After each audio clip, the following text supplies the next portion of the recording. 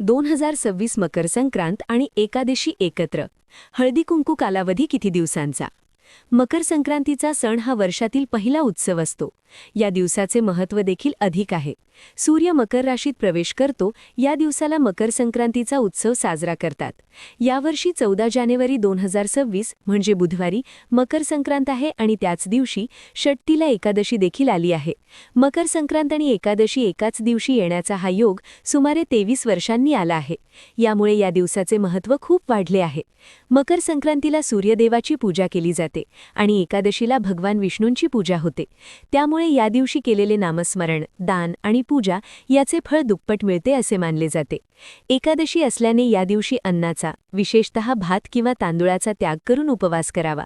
संक्रांतीला आपण साधारणपणे गुळपोळी किंवा खिचडी खातो, परंतु यावर्षी एकादशी असल्याने तांदूळाची खिचडी खाणे टाळावे. तुम्ही खिचडीचे साहित्य,